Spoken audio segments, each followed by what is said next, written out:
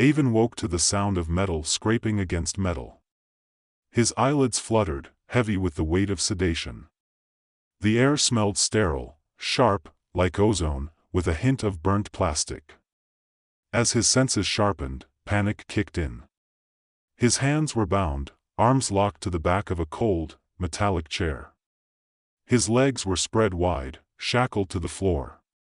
The last thing he remembered was the dull thud of a tranquilizer dart embedding into his neck, and then darkness. The light above him flickered, an eerie hum filling the room as his head swam. He wasn't sure how long he'd been out, but it felt like hours, or days.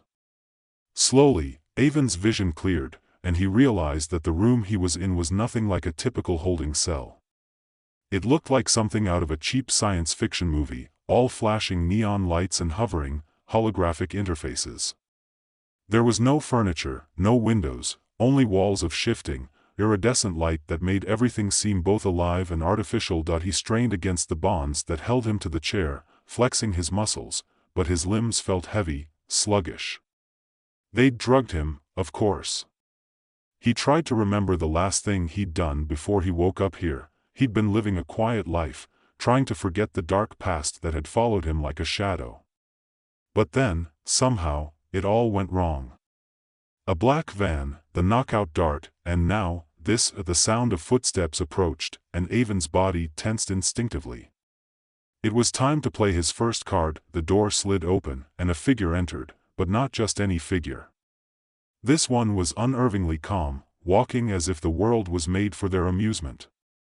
A tall woman, sharp eyes, dark hair tied back in a severe bun. She was dressed in sleek black armor, the kind that seemed far too stylish for practicality, but it worked. It was clear she was someone who commanded attention. Avon's heart skipped a beat. He had no idea who she was, but the cold confidence she radiated told him everything he needed to know. She wasn't here to rescue him. Well, she said, her voice smooth, but carrying an edge that made Avon's stomach drop. I see you're awake. Avon forced a grin, the kind that only a man who'd had too many close calls could muster. Yeah, I'm awake. But unless you've got coffee and a set of keys, I'm not exactly thrilled about it. Her lips barely twitched in what could have been the ghost of a smile. I'm sure you're not, but you'll get used to it. You're going to have a very busy day, Avon. Avon's mind raced. You've got the wrong guy. I don't know who you. She raised her hand, silencing him with a casual gesture. No need for that. You're exactly who we want, and the sooner you realize that, the easier this is going to be. The room hummed again, and Avon felt a chill spread down his spine. Something was wrong. Something he couldn't place. She was too calm, too controlled. This wasn't just about a random abduction. This was organized, planned. Who are you? Avon demanded, but he already knew the answer.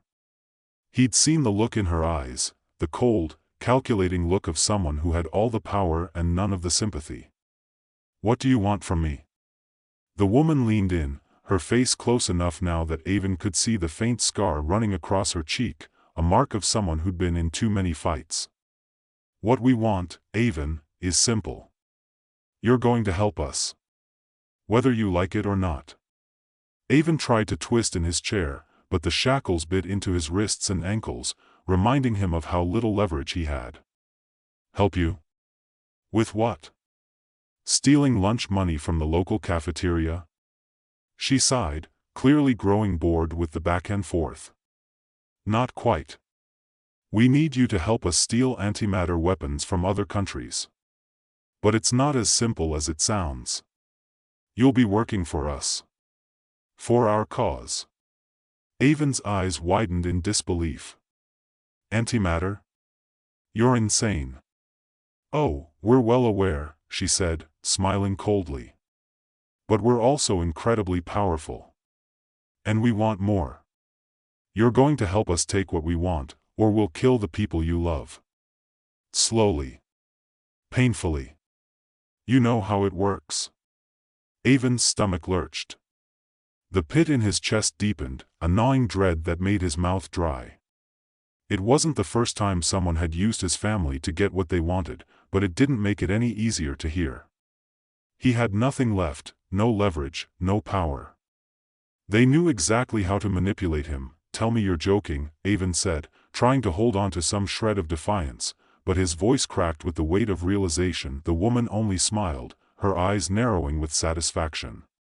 "We're not joking. And neither is the clock. You have two choices. You can help us, and your family lives. You can refuse, and they die." She stepped back, her heels clicking on the metal floor as the door slid open again. But before she left, she tossed one last comment over her shoulder. "The clock is ticking, Avon. Don't waste it." Avon didn't move for a long time after the door closed. His mind raced, the weight of his options crushing him. He was a pawn in a much larger game, and there was no getting out of it. Not without risking everything. The hours that followed were a blur of interrogation and confusion. The syndicate's agents were relentless, pressing him for information about his own abilities, his knowledge of antimatter. The truth, of course, was that Avon didn't know much. He was a subject in a failed experiment, his body altered by antimatter to the point where he didn't even understand how it worked. His powers were unpredictable, dangerous, and often spiraled out of control at the worst possible moments. They had experimented on him in secret, trying to harness the potential of antimatter as a weapon. But they never fully understood the volatility of the process, and neither did he. It was one of the reasons he had left that life behind, why he tried to live quietly. Now, though, he was thrust back into that dark world, forced to confront the nightmare of his past. The door opened again, and a new figure entered, this time a man in a suit. He was tall, with an air of cold sophistication that made Avon uneasy. The man took his time inspecting him, his sharp eyes assessing Avon as if he were little more than a specimen. "Ah, Avon," the man said, his voice smooth like silk. "I see we're still getting to know each other. How charming." Avon didn't respond. He'd learned that silence was often the best weapon in these situations. But the man didn't seem to care for that. "Listen carefully," the man continued, his tone now sharp. "You're going to do what we say. We're going to give you a demonstration of just how serious we are. And then, you'll make your decision. Understand?" Avon remained silent, refusing to give him the satisfaction of an answer. The man smiled, a cruel, calculating smile that sent a chill down Avon's spine. "You'll speak soon enough. We'll see how long you last." Avon's world had narrowed to the confines of a sterile, metallic room, where every breath felt like it was being siphoned out of him. It was funny how quickly a man could go from freedom to captivity, from a quiet existence to a ticking time bomb. But then, it wasn't funny at all. Nothing about this situation was remotely amusing anymore. The man in the suit, the one who'd given him that chilling smile, had returned a few hours later, with a team of 2. They were carrying something in their hands, but Avon couldn't tell what. His eyes had adjusted to the light, and now, everything about this place felt more sinister, like an experimental chamber designed not to simply confine its subjects, but to slowly dismantle them, piece by piece. "I'm sure you're wondering what this is about," the man in the suit said, gesturing to his colleagues. "The demonstration is rather simple. We're going to show you what happens when things don't go according to plan." Avon didn't need to ask for clarification. He had seen enough of this life before to know what was coming. But instead of answering, he gave the man a sardonic smile. "Are you always this dramatic, or is it just me you're trying to impress?" The man narrowed his eyes, but there was a thin smile behind his lips. "Don't worry, Avon. There's nothing personal about this. We just need to see how far we can push you." The 2 agents placed a large metal cylinder on the table between them, one that hummed faintly, almost like a heartbeat. Avon squinted at it, but he didn't need to be told what it was. He could already feel the surge of energy in the air, the same cold, unnatural energy that made his skin prickle with an uneasy recognition. Antimatter. The stuff that made the universe unstable, and that was now in the palm of their hands. Is that what I think it is? Avon asked, his voice low. It's not as volatile as you might think, the man said. But it's more than enough to remind you what we can do. One of the agents pressed a button on the side of the cylinder, and the air around them shimmered.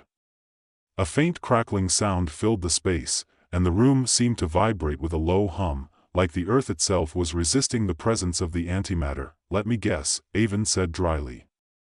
You've got some kind of a kill switch ready for when things go sideways? The man smirked, clearly enjoying the banter. You could say that. But the real kill switch is you, Avon. You're the one who's going to help us harness this power. You're the key to everything. You just need to cooperate. If you don't, things can get messy. Avon's gaze flicked to the cylinder. He knew the power it held. Even a speck of antimatter could cause a chain reaction that could obliterate everything in its vicinity. But it wasn't just the antimatter that unnerved him. It was the casual way these people were playing with it. They didn't understand it, not really, not in the way he did, or in the way he feared he might. Avon didn't want to be here. He didn't want to be part of this world of manipulation and death. But he had no choice. His family was still out there, held hostage by the same people who now held him. He could practically feel the weight of their lives hanging over him like an anchor. If he didn't play along, they were as good as dead. The man in the suit seemed to notice the shift in Avon's expression. Don't think for a second you have any leverage here, he said. You're not the one making the decisions. You're the one we'll use. Now, let's see how well you do under pressure. With a smooth motion, the agent who'd been holding the cylinder dropped it to the floor. The impact didn't look violent, but the effect was immediate. The hum of the room grew louder, the energy building in waves, as if the walls themselves were reacting to the unstable energy now in play. For a second, everything seemed still, suspended in a moment of tension. Then, the lights flickered, and the entire room seemed to fold in on itself. Avon's breath caught in his chest. What the hell?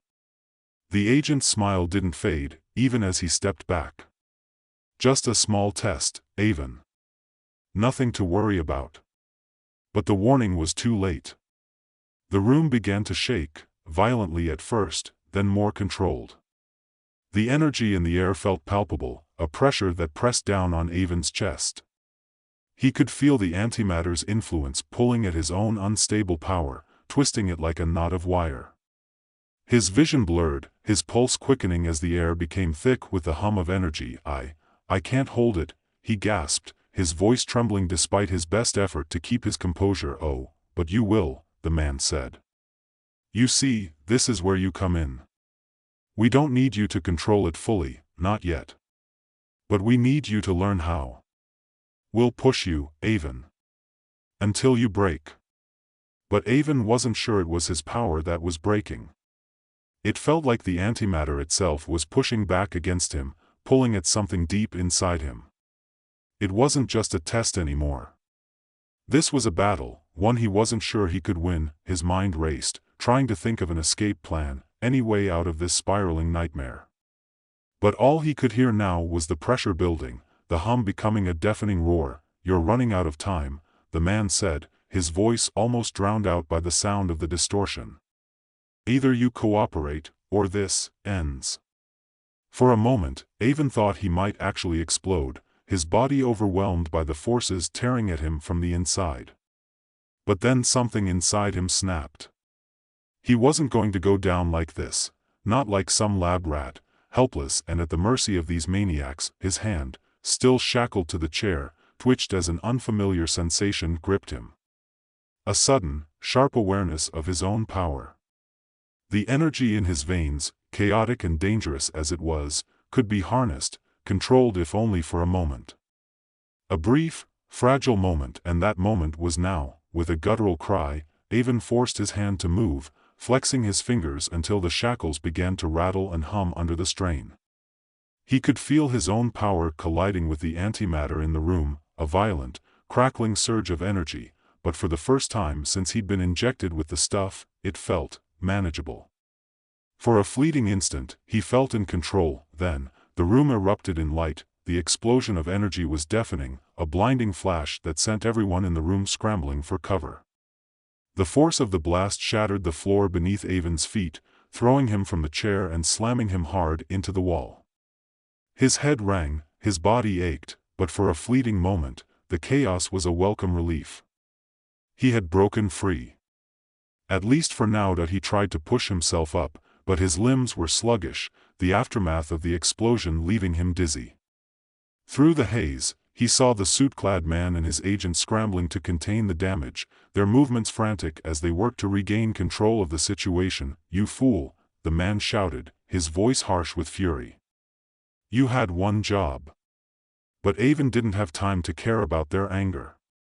His own power was still unstable, still volatile, but it was his to command, at least for now.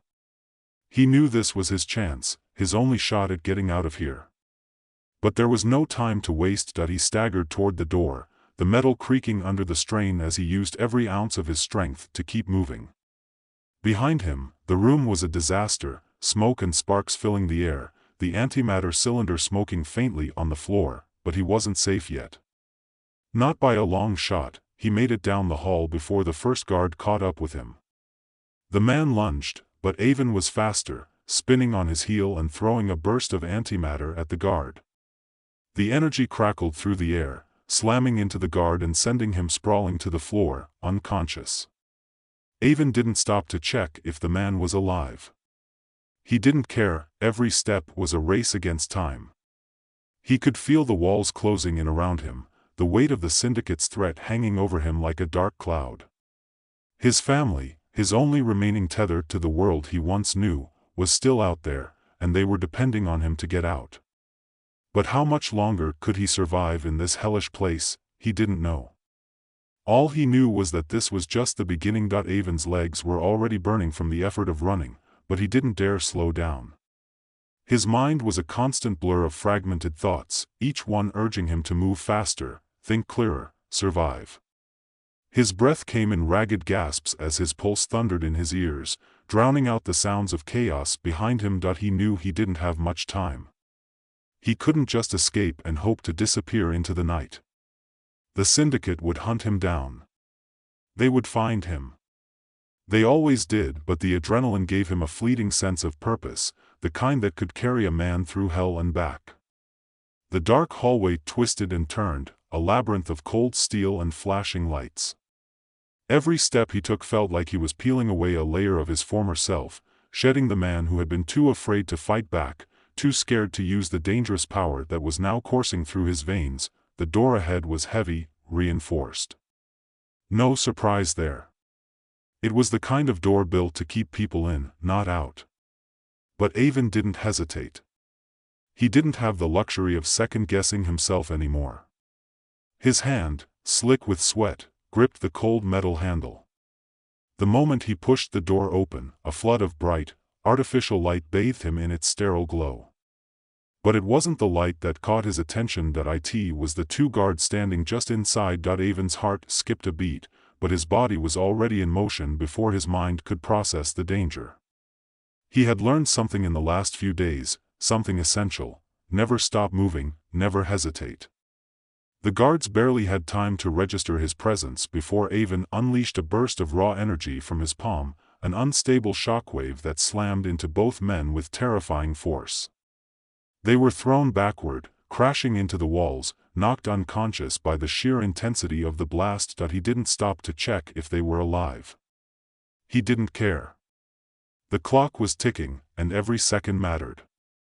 Avon darted into the room, his eyes quickly scanning for anything useful. This was a control center, he could tell by the rows of monitors and the hum of advanced machinery. His gut twisted with a deep, unsettling knowledge. If he was going to have any hope of getting out of this place, he needed to figure out where the hell he was and how to stop the syndicate from tracking him down. His fingers danced across the terminal's touchscreen, the cold glow of the interface casting long shadows across his face. He was good with tech, had been for years. It wasn't his primary skill, but he knew enough to get by, enough to cause trouble if necessary. As he hacked into the system, bypassing security measures one by one, his thoughts drifted to Sienna. She was the one person he hadn't been able to shake from his mind. She'd stood by him when everyone else had written him off. Despite the tension between them, despite the distrust she had every reason to feel, Sienna had given him a chance. A part of him wondered if he had betrayed that trust by leaving the IATF behind in the chaos. But he couldn't afford to dwell on that now. The only thing that mattered was getting his family to safety, and to do that, he needed more information. He needed to find a way out. The terminal beeped, confirming his access to the system. Maps, floor plans, emergency exit routes, they were all laid out before him in a neat grid. Avon's mind raced, calculating his next move, but before he could make a decision, the sound of footsteps echoed down the hallway, growing closer. His heart leapt into his throat, the realization that his time had run out crashing into him with brutal clarity. He had to move, now. No more hesitation. He slammed his hand down on the terminal's console, wiping away the map as he scrambled toward a side exit, his breath coming in shallow gasps. He could hear the voices of the guards approaching, their footsteps growing louder, each step a reminder of how little time he had left. The door to the side exit opened with a hiss, and Avon burst into a narrow corridor. It was quieter here, less likely to be patrolled, but it was also a dead end. Avon cursed under his breath as he scanned the area, trying to make sense of his surroundings.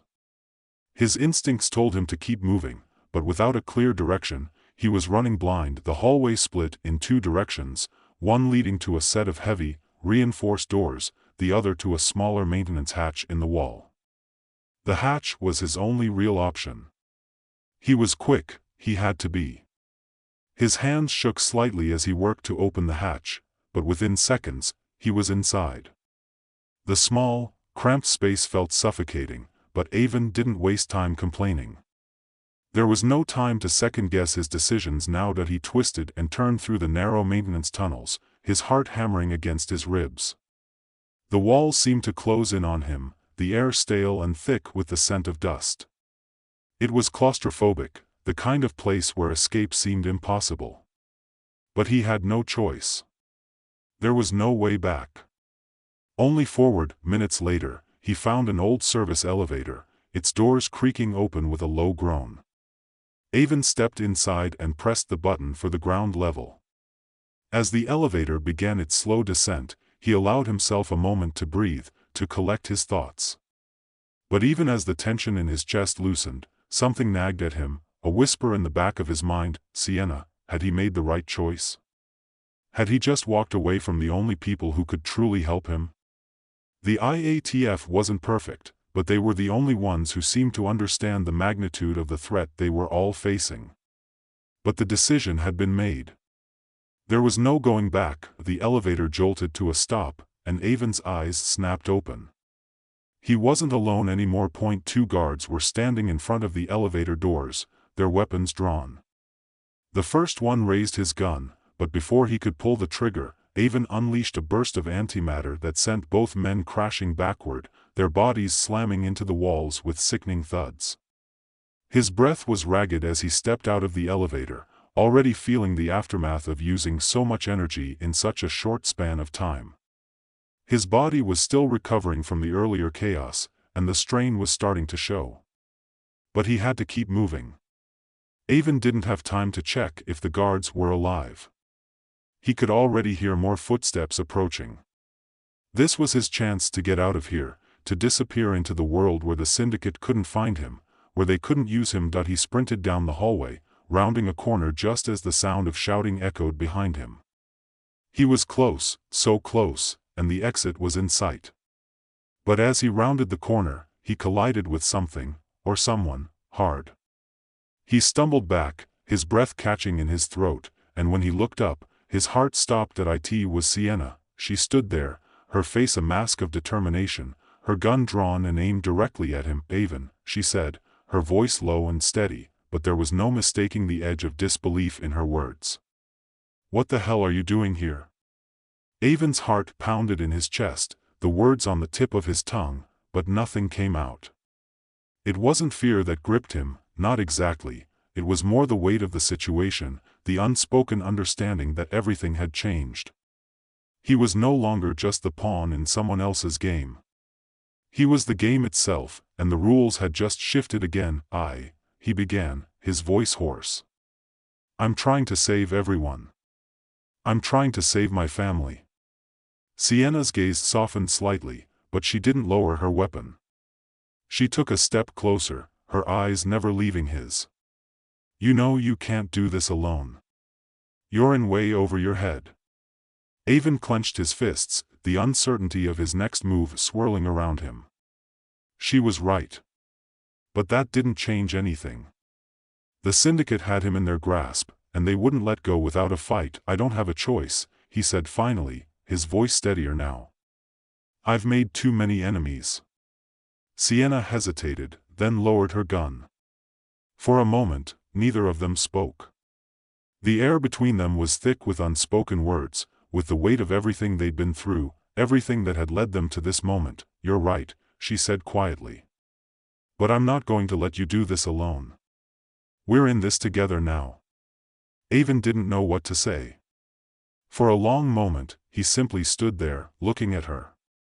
Then, without another word, they turned and ran, side by side, into the unknown.